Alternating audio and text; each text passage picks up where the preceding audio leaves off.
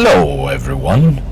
In this YouTube video masterclass from your 22 subscribers channel, I once again venture in Automobilista 2, the simulator that along with R Factor 2 allows you to recreate a lot of great historical combinations. So in this edition of When We Were Young, aka my hair was black and I still had a six-pack, I take a look at the legendary BMW M1 Procar Championship, which had F1 drivers and other stars from sports car racing competing in identically modified BMW M1 cars. Now, this was a full championship taking place during F1 race weekends as support races, using the same tracks and layouts as the Grand Prix themselves. So, in actuality, these cars raced all over the great tracks of that day, including places like glamorous Monte Carlo, or less glamorous places like Hockenheim, with all due respect. Now, can you imagine that today?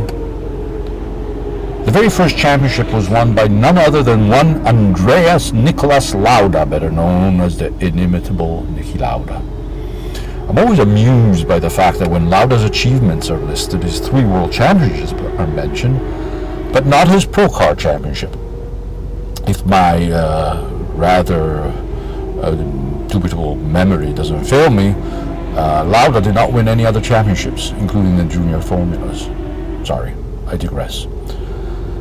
Unfortunately, this fantastic idea of a single-make super sports car championship as a support series populated by that time's racing stars only generated 2 full seasons, with a subsequent 1980 championship being won by Nelson Piquet. But for 2 glorious years, you could see superstars racing against each other in the wonderfully livered cars that you see replicated here in AMS2. The M1 cars are available in the stock AMS2, but the superb skins are the hard work of Gringo Hairpiece. I do hope that's not his real name. They are called BMW M1 Procar 1979 season, version 1.7, and are available for download at Overtake GG, formerly known as Race Department. And if I may digress a little bit again, I do not know why they did not keep the Race Department name instead of the silly GG. I just will never know. I know they had their reasons, because I think Overtake acquired Race Department, but the Race Department name was much more enduring and memorable. But sorry. Anyways, these liveries are free, but you can certainly donate a coffee to the author, because he really did pour a lot of love and, as he mentions on Overtake GG, a lot of work and effort over many years to create this fantastic car set. Really super. Now, AMS2 also has some historical tracks. And I have used Hockenheim and its old superfast version in one of my previous videos, but I decided to choose Austria for my quick race here. It's only an 8-lap race, and I had to turn down the AI to make it interesting, with me starting last. At 105%, they were leaving me in the dust.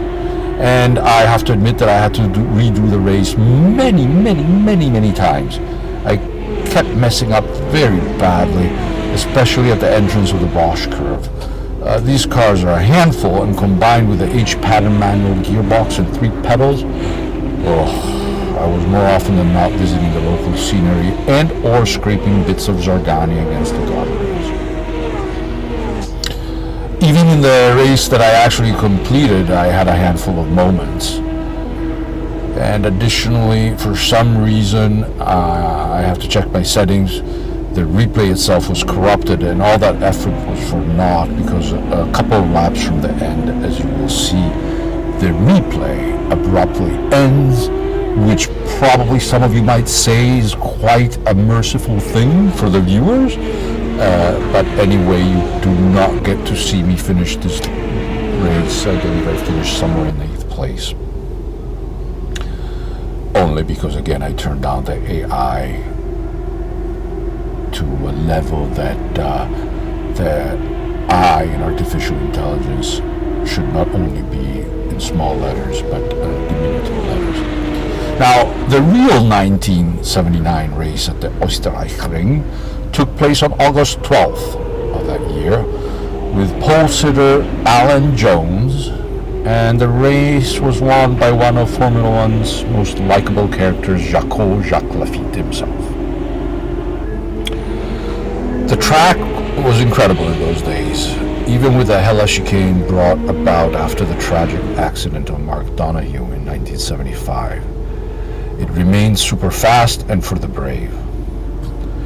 Iconic were the aforementioned Bosch curve, a banked right-hander which went on forever, which was followed after a short straight by a challenging left-hander where Andrea De Cesaris famously went flying and rolling in his Ligier in the 1980s.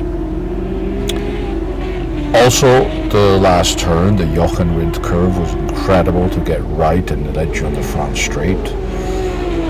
And in AMS2, of course, the track is reproduced with meticulous detail. You can almost touch the cows on the steering and hills. And yes, we're going to need more cowbell.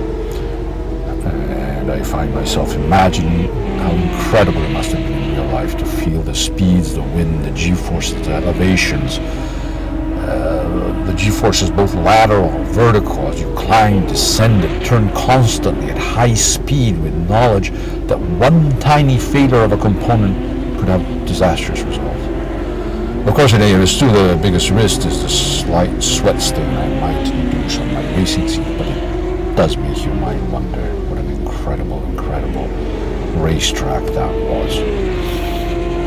It also makes you realize that the current A1 Red Bull Ring track, which shares part of the front stretch bits of the first sector and the last sector with the original, is a far distant cousin from the original, which could be in the Adrenaline Circuit Hall of Fame. And I personally, by the way, really like racing on the new A1 ring in several simulators, but the old one was a different beast, completely different beast. Kind of like the Nordschleife and the post-1984 Nürburgring. Well, I highly recommend this mod. Of course, I highly recommend this skin set for Automobilista 2, which of course I highly recommend. And I hope you enjoyed this brief snapshot of a great moment in the history of a wonderful sport. If you have a chance, do go look it up. And there's some video footage, I'm sure, also of the actual races available on YouTube. Have a wonderful time, and thank you for watching this and supporting.